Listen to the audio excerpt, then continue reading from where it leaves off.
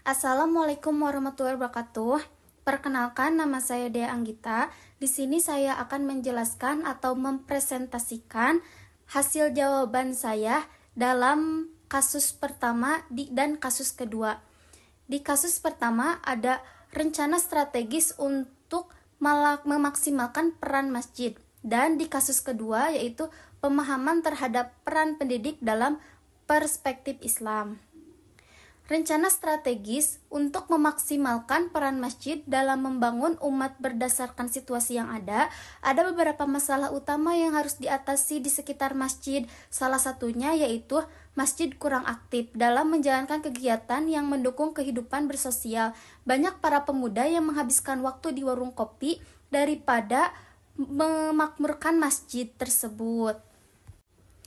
Di sini ada beberapa program usulan untuk mengatasi kasus tersebut. Yang pertama yaitu program religius spiritual. Nah, di dalamnya kita bisa mengadakan kajian keislaman dan pembinaan akidah untuk meningkatkan kesadaran masyarakat.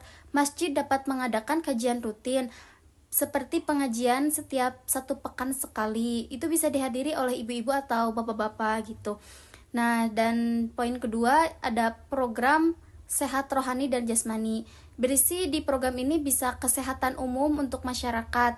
Nah, masjid bisa menjadi pusat kegiatan yang mendukung kesehatan rohani dan jasmani. Salah satunya dengan melakukan jalan santai yang berpusat dari masjid dan berkumpul lagi akhirnya di masjid gitu. Nah, yang ketiga ada program cerdas, emosional, intelektual, dan spiritual yang berisi pendidikan dan pelatihan umat. Menyelenggarakan pelatihan untuk pemuda agar mereka siap menjadi pemimpin di masa depan, dan mengadakan kelas-kelas pendidikan agama untuk berbagai kalangan, dari anak-anak hingga dewasa, mengajarkan tentang fikih, tafsir, hadis, dan serta pelatihan untuk memperdalam ilmu agama. Nah, poin yang terakhir yaitu adalah program sejahtera atau bantuan ekonomi dan kewirausahaan. Program ini bisa dilakukan dengan cara memberikan seluruh masyarakat sebuah kotak amal di setiap rumahnya setiap 1 bulan sekali, ditarik dan dibongkar oleh kepengurusan masjid tersebut, serta dikumpulkan hasil dari kotak tersebut. Kemudian membuat acara bakti sosial seperti santunan, memberikan modal, dan hal-hal yang positif lainnya. Kita next kepada kasus kedua. Dalam kasus kedua ini yang saya pahami tentunya seorang pendidik seperti Ustadz Hasan ini harus memiliki prinsip, strategi, dan metode pelajaran sesuai dengan ajaran Islam. Ada beberapa prinsip, strategi, dan metode yang saya akan jelaskan satu persatu. Yang pertama, prinsip-prinsip utama seorang pendidik dalam Islam. Nah, di sini ada muta'alim, pengajar yang berkualitas. Seorang pendidik harus mempunyai ilmu yang mendalam dan kemampuan untuk mentransfer ilmu dengan cara yang mudah dipahami. Ustadz Hasan sudah mempunyai ilmu yang sudah mumpuni, namun ia perlu meningkatkan cara penyampaian kepada muridnya dengan mengajarkan nilai-nilai moral di setiap kesempatan. Selanjutnya menjadi murabi atau pendidik akhlak. Seorang pendidik dalam Islam juga merupakan seorang pendidik yang berperan sebagai penasihat yang bijak. Ustadz Hasan harus mampu memberikan pengajaran yang bersifat motivasional, motivasi siswa agar lebih dekat kepada Allah dan memberikan nasihat dengan cara yang lemah lembut dan penuh hikmah.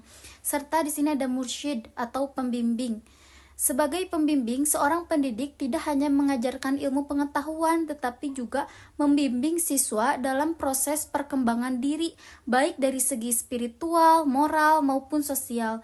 Ustadz Hasan harus memberikan atau memastikan hubungan dengan siswa bersifat 2 arah, di mana siswa merasa didukung dan diberdayakan. Yang kedua yaitu strategi praktis untuk meningkatkan hubungan emosional dengan siswa. Ada beberapa strategi yang dapat diterapkan oleh Ustadz Hasan. Yang pertama yaitu pendekatan empatik dan peduli. Ustadz Hasan dapat menunjukkan kepedulian terhadap siswa yang lebih mendengarkan mereka. Setiap kali ada kesempatan di luar jam mata pelajaran, Ustadz Hasan harus bisa berinteraksi dengan siswa untuk mengetahui perasaan mereka serta menunjukkan empati agar dapat mengurangi ketakutan pada siswa tersebut. Nah, yang kedua, pendekatan positif dalam pengajaran sebagai pendidik.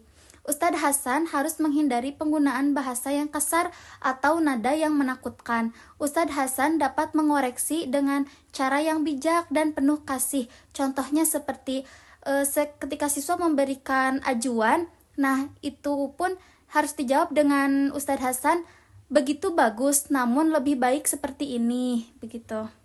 Ada juga membangun kepercayaan melalui tindakan dan konsistensi berdasar dari hubungan emosional yang baik antara pendidik dan siswa. Ustadz Hasan bisa memulai dengan menunjukkan konsistensi dan tindakannya, baik dalam penilaian, perhatian terhadap siswa.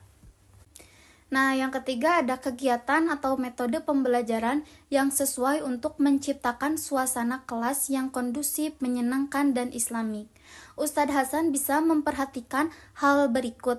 Yang pertama, pembelajaran berbasis diskusi mengenai nilai-nilai islami yang relevan dalam kehidupan mereka. Contohnya mengambil hikmah-hikmah dalam Al-Quran atau hadis lalu diterapkan dalam kehidupan sehari-hari. Yang kedua, kegiatan pemberian nasihat secara berskala melalui kegiatan pembelajaran yang melibatkan nasihat atau tausiah. Yang ketiga, kegiatan praktek sosial atau toleransi. Ustadz Hasan bisa mengadakan praktek sosial, contohnya seperti membantu sesama lingkungan sekitar sekolah atau belajar cara menghargai perbedaan dari menunjukkan sikap toleransi. Karena dengan perhatian prinsip-prinsip ajaran Islam serta menerapkan strategi praktis di atas, Ustadz Hasan dapat memperbaiki pendekatan hubungan dan emosional yang lebih baik dengan siswanya.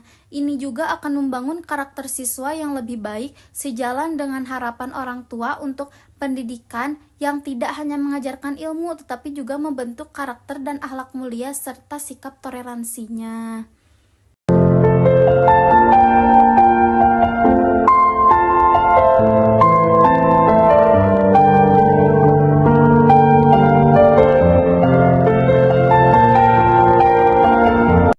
Mungkin hanya itu saja yang dapat saya sampaikan. Mohon maaf bila masih banyak kesalahan dan kekurangannya. Terima kasih. Sekian. Wabillahi taufiq wal hidayah. Wassalamualaikum warahmatullahi wabarakatuh.